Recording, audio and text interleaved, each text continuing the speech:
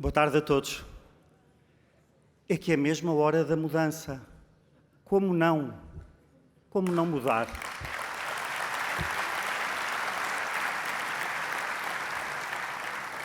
Depois daquilo que assistimos nos últimos 2 anos e que muitos adolescentes que eu conheço descrevem como vergonha alheia, como não mudar?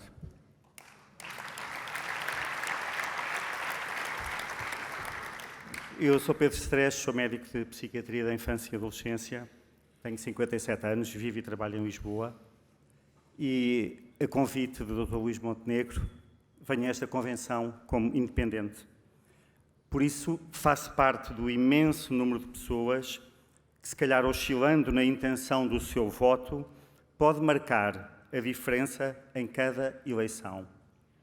E pode marcá-la se acreditar e se não tiver medo.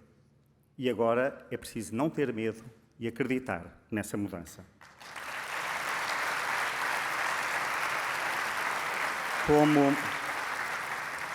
Como se calhar muitos de vós e da maioria dos portugueses, também eu gosto de pensar por mim próprio, depois de todos os dias da minha profissão continuar a aprender a ouvir os outros. Tenho sempre dúvidas, aceito quando me engano, dando a diversas pessoas razão e procuro depois fazer diferente. Mas não me fecho em respostas de que não sabia, quando de verdade sabia. De verdade também, deixem-me dizer-vos que não sinto que sejamos os melhores do mundo em nada em particular. Mas podemos, isso sim, desejar fazer bem melhor na procura do que sentimos como um bem comum. Por isso, a grande questão que o voto do próximo dia 10 de março nos coloca, e é fundamental que as pessoas não fujam de pensar nisso, é este mesmo: o que pensamos livremente hoje, o que queremos de melhor para amanhã, como o conseguiremos fazer em união e numa perspectiva de construção. O que é, neste difícil momento, visível a nível nacional, europeu e mundial, o melhor para nós.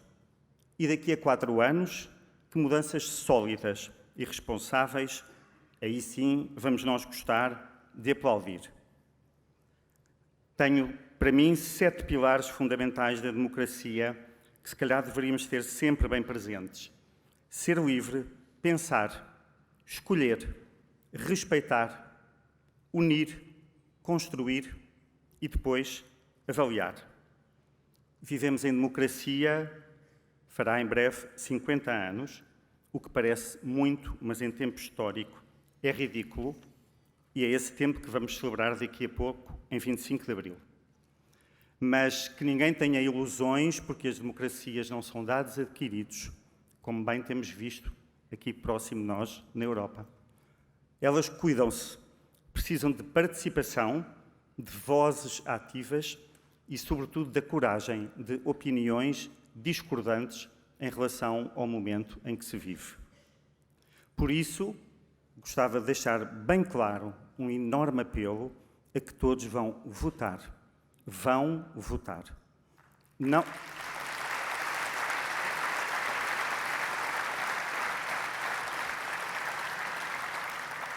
Não votar é negar o direito, mas, sobretudo, o dever de exercer uma participação democrática, a expressão da nossa escolha interior, que obviamente não pode ser vista nem como boa nem como má, pois ela é o sinal das nossas diferenças e do respeito que cada uma merece. Mas as democracias precisam que, mesmo perante naturais hesitações, em que se consciencializa que não há opções perfeitas, se consiga escolher.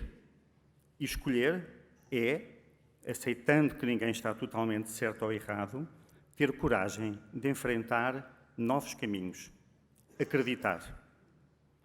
De verdade, as democracias precisam de alternâncias. Por isso dizia, como não mudar? E consolidam-se pela construção do que é novo ou do que ainda falta fazer. Não tenham medo nas mudanças. Sabemos que, por vezes, preferimos o que conhecemos, mesmo que o que conhecemos esteja mal. O que é novo desafia-nos, mas é por essa porta que temos definitivamente de seguir no dia 10.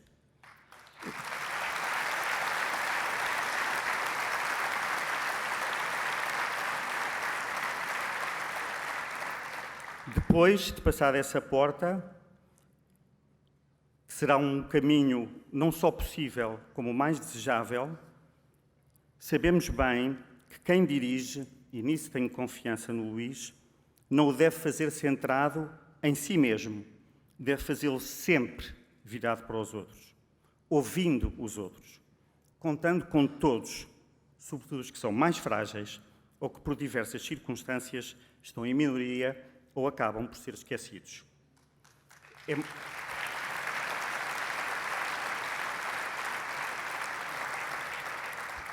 É muito, muito importante dizer-vos que a maior parte, a enorme percentagem, que hoje em dia é mesmo assustadora, das pessoas que não votam ou que votam fazendo-no em zanga ou adotando posições extremistas, fazem-no porque não se sentem ouvidas ou porque se sentiram, de alguma forma, enganadas.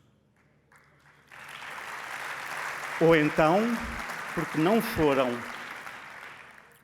porque não foram suficientemente cuidadas, estavam doentes. Ou porque procuravam trabalho e não o tiveram.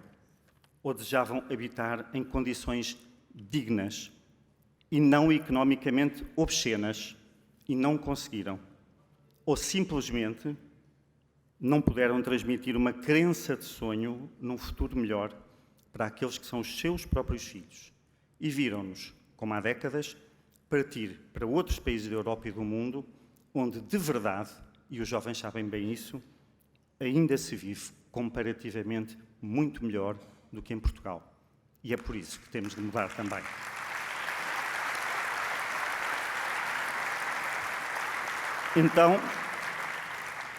Então, Luís, Nuno, Gonçalo também, estou aqui hoje porque me move a vontade de lutar perante fragilidades que ainda vivemos em Portugal, em áreas vitais como a saúde, a educação, a justiça e a proteção social. E estou aqui hoje porque desejo que assim seja para muitos outros portugueses e portuguesas, porque, apesar de tudo, nos deve mover a noção de esperança. No meu caso, esperança numa verdadeira social-democracia.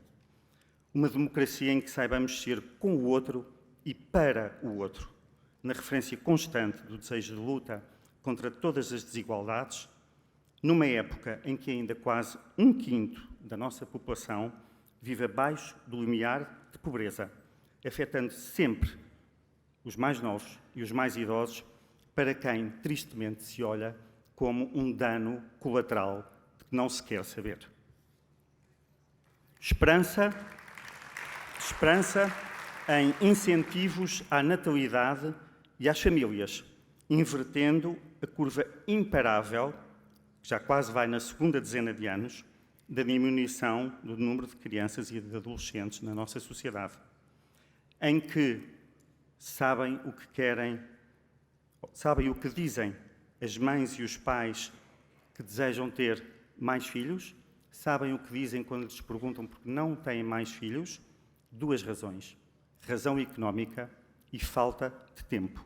Falta de tempo no equilíbrio entre a gestão do tempo do trabalho e do tempo para ser mãe ou pai. Porque, de verdade, tem que trabalhar muito para conseguir sustentar e dar aos seus o melhor.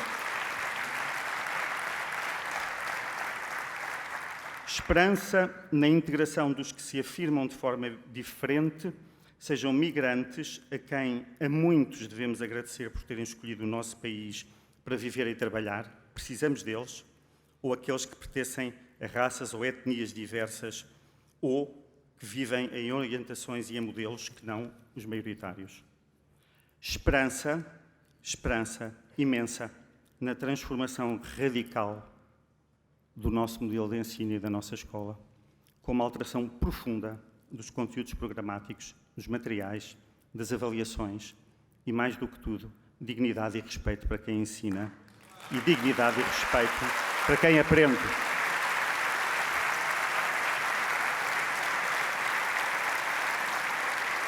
E que para quem aprende não falte nunca, nunca um sonho, o desejo de uma sólida perspectiva do futuro, com possibilidade de emprego e de salários justos.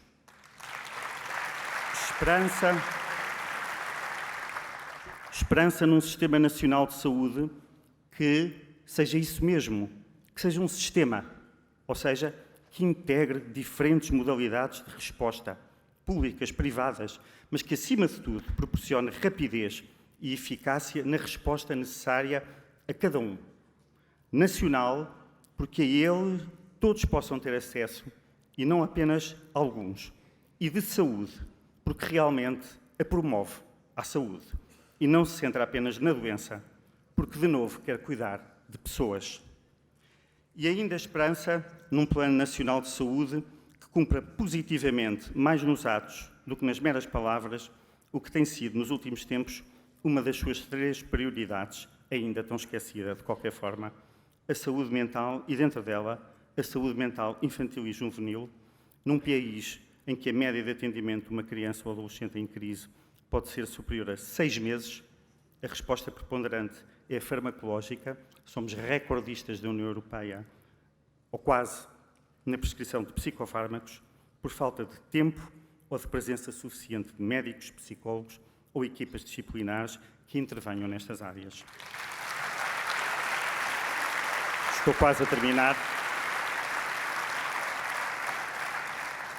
Numa interface muito sentida na minha área, esperança também numa justiça justa.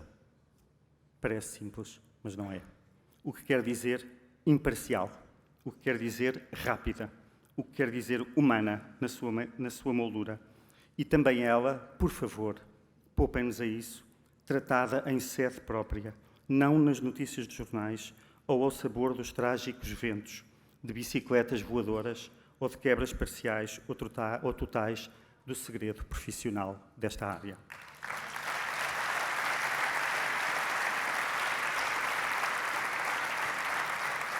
E ainda só mais 2 marcos de esperança. Esperança na existência de uma comunicação social livre, transparente, sólida, de qualidade, fundamental, mas mesmo fundamental, numa era de fake news e de tanta fake people que enfeitiça tão bem todas as audiências, sendo que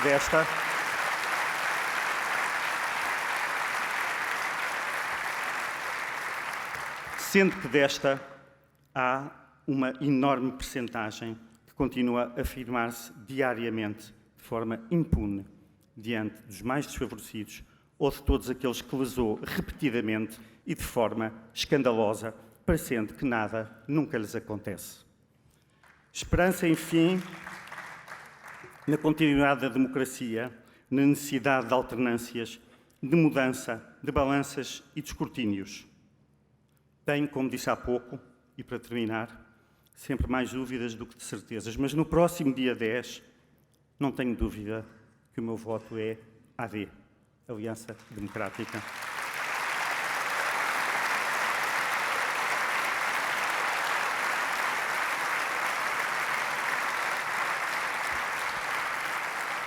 Para a qual, dentro do desejo de mudança que nos move e sem medo, peço que votem todos aqueles que se sentem convictamente próximo das propostas que a AD nos vai adiantando, como também votem aqueles que, em caso de dúvida, tenham mesmo que decidir entre 2 polos que todos nós sabemos bem quais serão ou podem vir a ser.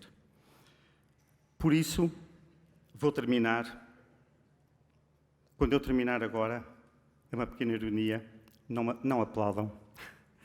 Tal como a parte da vida das pessoas, eu acho que as palavras se fizeram para ser ouvidas e para suscitarem pensamento. E depois virá a ação. E é o resultado posterior a essa ação que merecerá ou não o nosso aplauso daqui a 4 anos. Eu sei que vai acontecer. E até lá, Luís, Nuno, toda a vossa equipa, Desejo-vos coragem, determinação, capacidade e transparência. Capacidade e transparência na liderança. Por último, e como os pais costumam dizer aos filhos, que iniciam novas e, por vezes, arriscadas ou desconhecidas etapas do seu crescimento, eu digo aos pais, não tenham medo, eles estão a mudar. E podemos dizer aos filhos, portem-se bem, e já agora um pequenino recado, evitem as más companhias. Muito obrigado.